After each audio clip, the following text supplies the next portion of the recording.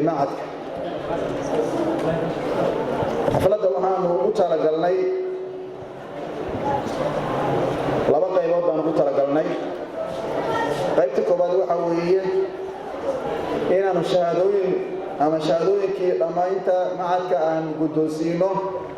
dafcadii koobaad ee macadka dhammaysay sanadkii hore oo shahaadooyinku insha Allah taala halkan maanta laga guddoonsiin doono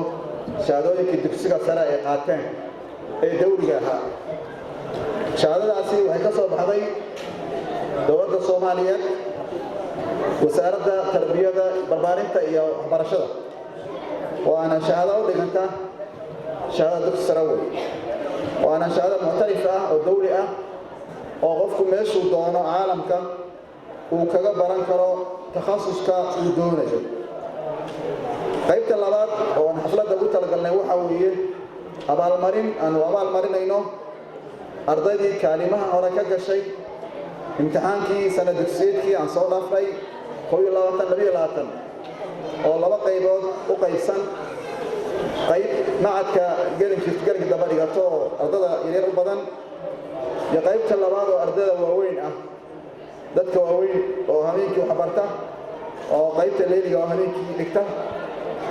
labada qaybood ayaan xafladda ugu talagalnay iyo inaan macad ku furno furitaanka macadka inaan ku ilaamino walaalayaal macadka Imaam Shaafici iyo markaska Ala Yaxya haddaan warbixin kooban ka siino markaskan waxaa loogu talagalay in waxa lagu baro dhallaanka iyo dadka reer cagaaran inay ka faa'iideystaan oo ay kaga bartaan shariicada islaamka iyo asaasiyaadka qofka noloshiisa ku saabsan macadku wuxuu u qaybsan yahay ama markasku dhowr qaybood qaybta koobaad waa qaybtaan maanta xafladda dhigayno abaalmarineeda aan samaynayno ah qaybta nidaamiga macadka shariicada islaamka qaybta labaad waxa weeye xalaqaadkii duruusta sharciga islaamka ayagoo socoto oo aan istaagin qaybta saddexaadna ayana way socotay waa qaybta taxfiidka quraanka kariimka lagu xifdiray macadku wuxuu idin diyaariyey wax kasta oo ka qayb qaadanaya ilmaha hagaajintiisa jiilka soo koraya barbaarintooda hadday tahay dhinaca akhlaaqda iyo hadday tahay dhinaca aqoonta macadka ahdaaftu leeyahay waxaa ka mid ah inuu soo saaro qof aqoon-yahan ah oo dhinac walba ka dhammaystiran hadday tahay dhinaca qofnimada iyo isku filnaanshaha iyo takwiinka shakhsiga ah iyo hadday tahay dhinaca tacliinta iyo aqoonta macadka shariico kaliya laguma barto ilaahay xamdigiis waxaa lagu bartaa waxyaalo fara badan oo qofka asaasiyaadka nolosha ka mid ah hadday tahay luqaadka hadday tahay waxyaalaha qofku u baahan yahay oo uga baahan yahay noloshiisa dunyawiga inuu kula fangalo wax kastoo lagu qaato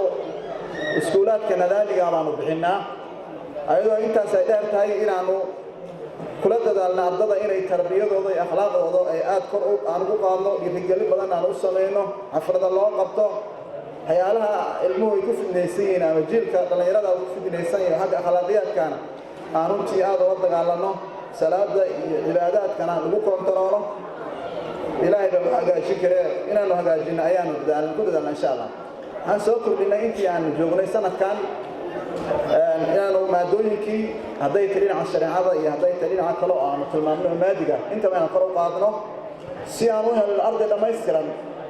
oo adduunka noloshiisa dunyawiga ahaana adduunka ka qaadan kara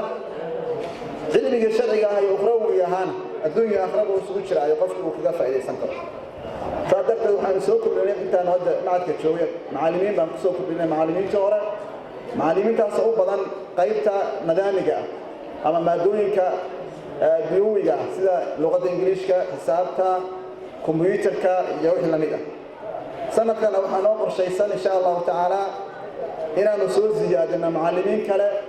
kadib markaanu aragnay baahida ay u qabaan dadkeenu horumarinta aqoonta iyo tacliinta sida la ognahay dadku waxay ku horumaraan ummadda ay ku gaaraan waa aqoonta waxa qofku qofkan ku noqdaa oo adduunka ugu soo gaara oo dadka kula tartamaa waa aqoonta iyo macrifada waa tii shaqo inoo sheegayay cilmiga meeqaanka iyo booska uu ka joogo في الشريعة الإسلامية هو أن نغنى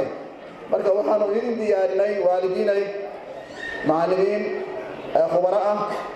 oo mutakhasisiin ku ah cilmiga shariicada iyo midka maadigaaba oo diyaar u ah inay soo saaraan aqoonyahan dadka iyo bulshada iyo deegaanka iyo diintiisaba waxa ugu yaalo insha Allah ta'ala waxaan rajaynaynaa sanadkan arday cusub baan qaadan doonaa ardadii hore iyo kuwa cusub inaan doonaba waxaan ugu hambalyeeraynaa in maalinta bishii kowda ay tahay isniinta soo socota ah aanu macadkii dib u furi doono macadku wuxuu qaybsan yahay runtii waa taqwiinkiisa waanu sheegnay qaabka uu shaqeeyo waa shubi min xawaa wuxuu la mid yahay firi ama lacag la'aan buu la mid yahay ardada dhigata waa 180 meelaha boqolkiiba 50 ayaa waxa laga qaadaa lacag aad u yar oo $10 ah ayaa laga qaadaa macnaha waa way boqolka 180 kaas 90 kamid ah ayaa lacag laga qaadaa 90 ka kale waa firi waa lacag la'aan oo waxaanu fiirinaa qofkii 3 arday keena oo la yimaada oo yaraan waxaan u sameynaa hal qof oo lacag la'aan ah dad badan baa yimaada oo qaarkood yiraahdaan ama iska bixin karno waxbarashada dadana xaafada ka yimaada waxa jiraan waxba laga qaadin oo macadka ku dhigta tabarruc ilaahay subhanahu wa ta'ala waxa weydiisanaynaa cid kasta oo qayb ka ahayd khayrkan iyo magaranaysa horumarkan ilaahay inuu barakeeyo insha Allah ta'ala warka waan badiyay marka